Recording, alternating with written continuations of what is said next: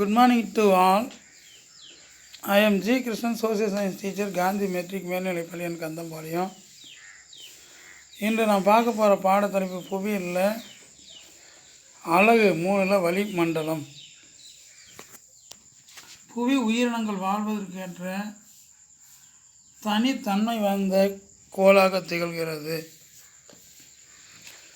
இந்த பூமியானது உயிரினங்கள் வாழ்வதற்கு ஏற்ற தன்மை வாய்ந்த கோள் தான் நம்ம பூமி ஆகும். காற்று இல்லாத பூமியை உங்களால் கற்பனை செய்து பார்க்க முடியுமா? முடியாது. அப்போ காற்று இல்லாத பூமியை நம்மளால் கற்பனை செய்யணும்னா கண்டிப்பாக முடியாது. ஏன்னா காற்று இல்லாமல் நம்ம உயிர் வாழ முடியாது. ஏனெனில் அனைத்து உயிரினங்களும் வாழ்வதற்கு காற்று மிக அவசியம். எல்லா உயிரினங்களும் வாழ்வதற்கு காற்று மிக மிக தேவையாகும்.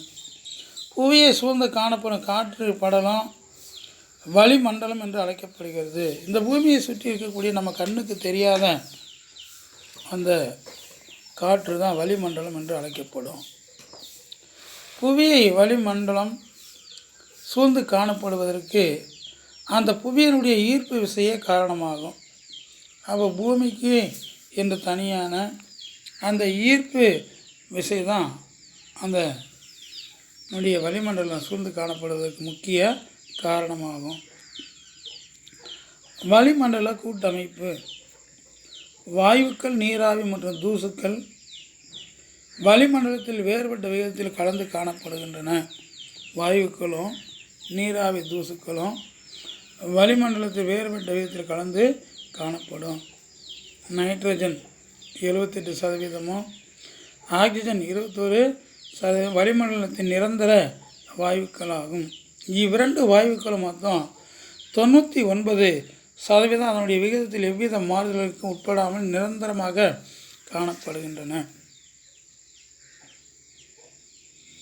மீதமுள்ள 1% ஆர்கான், அதில் 0.93%, carbon di oxide 0.03%, neon 0.0018%, helium 0.0005%, ozone 0.0006% மற்றும் நைட்ரஜன் 0.0005% ஆகிய வாயுக்கள் உள்ளடக்கியுள்ளது. கிரிப்டான், செனான் மற்றும் மீத்தேன் ஆகியவை வளிமண்டலத்தில் மிக குறைந்த அளவில் காணப்படுகின்றன. இவற்றுடன் வளிமண்டலத்தின் நீராவியும் 0-0.4% காணப்படுகிறது. வானிலை நிகழ்வுகளை நிர்ணயிக்கும் முக்கிய காரணியாக நீராவி உள்ளது. வானிலை அறிக்கையெல்லாம் சொல்லுவாங்க, இன்று மழை வரும், வராது, இல்லை ஒரு சில இடங்களில் மழை பெய்ய வாய்ப்பு உள்ளதுன்னு. அதுக்கு முக்கிய காரணம் எதிரான நீர் ஆவி. தூசு துகள்கள், உப்பு துகள்கள், மகரந்த துகள்கள், புகைச்சாம்பல், எரிமலை சாம்பல் போன்றவை நம்ம வளிமண்டலத்தில் காணப்படும் பிற திட பொருட்களாகும். பிற திடப்பொருட்கள் எங்கடா காணப்படும் அப்படின்னா வளிமண்டலத்தில் காணக்கூடிய முக்கிய திடப்பொருள் ஆகும். உயிரினங்கள் வாழ்வதற்கு ஆக்சிஜன் மிகவும் இன்றியமையாததாகும். அதை லைன் பண்ணிக்க. எல்லா உயிரினங்களுடைய வாழ்விற்கும் ஆக்சிஜன் மிகவும் தேவையானதாகும். சூரிய கதிர்வீசல் மற்றும் சூரிய வெப்ப அலைகளிலிருந்து வரும் வெப்பத்தினை கார்பன் டை ஆக்சைடு ஈர்த்து வளிமண்டலத்தை வெப்பமாக வைத்துக் கொள்கிறது. சூரியனுடைய கதிர்வீச்சல், அது சூரியனுடைய அந்த கதிர் ஒளிகளும் சூரிய வெப்ப அலைகளிலிருந்து வரும் வெப்பத்தினை கார்பன் டை ஆக்சைடு ஈர்த்து வளிமண்டலத்தை வெப்பமாக வைத்து கொள்கிறது.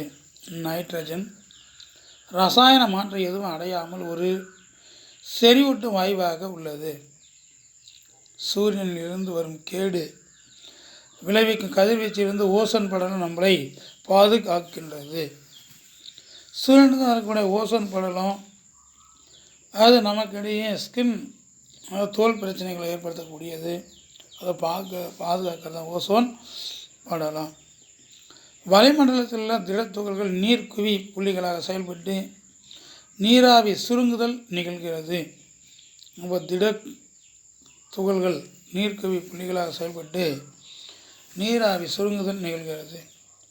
இந்நீராவி பின்னர் குளிர்விக்கப்படுவதால் மழைப்பொழிவு ஏற்படும்.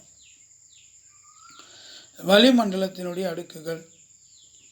வளிமண்டல புவியின் அருகாமை பகுதி அடர்த்தியாகவும் உயிரை செல்ல அடர்த்தி குறைந்தும் இறுதியில் அண்டை வெளியோடு கலந்து விடுகிறது. வளிமண்டலம் பூமியின் அருகே பார்த்திங்கன்னா அந்த காற்று அதிக அளவில் காணப்படும். உயிரை செல்ல காற்றினுடைய அளவு குறைந்து அது அண்டை வெளியோடு கலந்து விடும். இவ்வளிமண்டலம் 5 அடுக்குகளாக காணப்படுகின்றன. அவை வளிமண்டல கீழடுக்கு, மீளடுக்கு, இடையடுக்கு, வெப்ப அடுக்கு மற்றும் வெளியடுக்கு போன்றவை ஆகும். அதில் ஃபஸ்ட் ஒன் தலைப்பு நாம் வளிமண்டல கீழடுக்கு. ஸ்ட்ரோபோஸ் என்ற கிரேக்க சொல்லுக்கு மாறுதல் என்று பொருள்படும். இந்த அடுக்கின் மேல்நிலை ஸ்ட்ரோபோசஸ் என்று அழைக்கப்படும். கிரேக்க சொல்லுக்கு மாறுதல் ட்ரோபோஸ். இது வளிமண்டலத்தின் கீழ் அடுக்காகும். இவ்வடுக்கு துருவ பகுதியில் 8 கிலோமீட்டர் உயர அளவிலும் நிலநடுக்கோட்டு பகுதி 18 கிலோமீட்டர் உயர வரையிலும் காணப்படும். ரொம்ப முக்கியம். எதுனா காற்றினுடைய அடர்த்தி அந்த அளவுக்கு அதிகமாக 8 கிலோமீட்டர் உயர அளவிலும் நிலநடுக்கோட்டை ஒட்டி இருக்கக்கூடிய பகுதியில் 18 கிலோமீட்டர் உயர வரையிலும் காணப்படும். இவ்வடுக்கின் உயர செல்ல வெப்பநிலை குறையும். இது கூட ஒரு கொஸ்டின் கேட்பாங்க. புவியில் இருந்து மேலே செல்ல வெப்பநிலை குறையுமா அதிகரிப்பானா? வெப்பநிலை குறையும். இவ்வடுக்கில் தான் நம்ம அனைத்து வானிலை நிகழ்வுகளும் நடைபெறுகின்றன.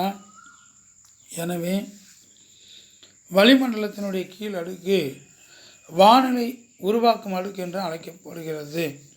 வளிமண்டலத்தினுடைய கீழ் அடுக்கு வானிலையை உருவாக்கும் அடுக்கு என்று அழைக்கப்படுகிறது. இந்த அடுக்கின் மேல் எல்லை ஸ்ட்ரோபோஸ் என்று அழைக்கப்படுகிறது. அதுவும் லைன் பண்ணிக்க. இந்த மேலடுக்கின் மேல்நிலை தான் ஸ்ட்ரோபோஸ் என்று அழைக்கப்படுகிறது. Next one மீளடுக்கு.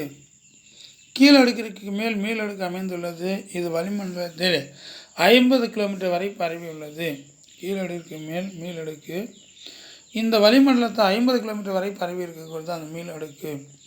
இங்கு ஓசோன் மூலக்கூறுகள் அதிகம் உள்ளதால் இது ஓசோனோஸ்பியர் என்று அழைக்கப்படுகிறது. அதுவும் லைன் பண்ணிக்கா.